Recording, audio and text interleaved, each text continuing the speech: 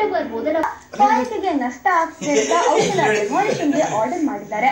ವಿಪರ್ಯಾಸ ಅಂದ್ರೆ ಅನೇಕ ಬಸ್ ಶೆಲ್ಟರ್ಗಳಲ್ಲಿ ಅವರದೇ ಫೋಟೋಗಳು ರಾರಾಜಿಸುತ್ತಿವೆ. ಬುದ್ಧಿ ಹೇಳೋ ಸಚಿವ ರಾಮಲಿಂಗಾರೆಡ್ಡಿಗೆ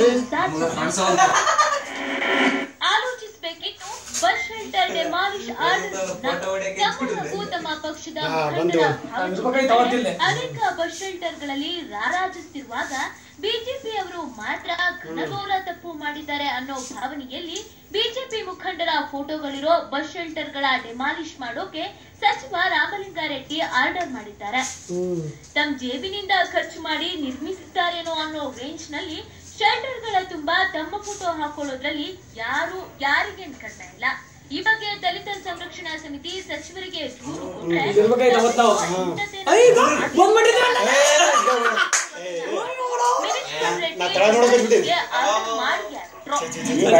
ಈಗ ಸುಮಾರು ಮೇ ತಿಂಗಳಲ್ಲಿ ಬಸ್ ಶೆಲ್ಟರ್ ಶ್ರೀರಾಮನ ವಿಧಾನಸಭಾ ಕ್ಷೇತ್ರದಲ್ಲಿ ಬಸ್ ಸ್ಟ್ಯಾಂಡ್ಗಳ ಬಗ್ಗೆ ಒಂದು ದೊಡ್ಡ ಚರ್ಚೆ ಆಗಿತ್ತು. ಇದಕ್ಕಾಗಿ ನಮ್ಮ ಸಂಘಟನೆ ವತಿಯಿಂದ ನಾವು ದೊಡ್ಡ ಮಟ್ಟದಲ್ಲಿ ಒಂದು ಪ್ರತಿಭಟನೆ ಮಾಡಿದ್ವಿ. ಪ್ರಜಾ ಟಿವಿ ನಡೆಸಿದ ರಿಯಾಲಿಟಿ ಚೆಕ್ ನಲ್ಲಿ ಸ್ವತಃ ರಾಮಲಿಂಗಾರೆಡ್ಡಿ ಅವರದ್ದೇ ಫೋಟೋಗಳು ಅನೇಕ ಬಸ್ ಶೆಲ್ಟರ್ಗಳಲ್ಲಿ ರಾರಾಜಿಸುತ್ತವೆ. ಇನ್ನು ಆಳಕ್ಕೆ ಹೋದ್ರೆ ಈ ಪರಂಪರೆಗೆ ಕಾಂಗ್ರೆಸ್ಸಿಗರು ಅನ್ನೋದು ಬಯಲಾಗ್ತದೆ. ಬಿಜೆಪಿಯವರತ್ತ ಬೊಟ್ಟು ಮಾಡೋ ಮುನ್ನ ತಮ್ಮ ಯೋಗ್ಯತೆಯನ್ನ ಅರ್ಥ ಮಾಡಿಕೊಳ್ಳೋದು ಒಳ್ಳೆಯದು ಅಂತ ಬಿಜೆಪಿ ತಿರುಗೇಟು ನೀಡಿದೆ. ಒಂದಾದರೂ ತಪ್ಪೆ, ಎರಡಾದರೂ ತಪ್ಪೆ.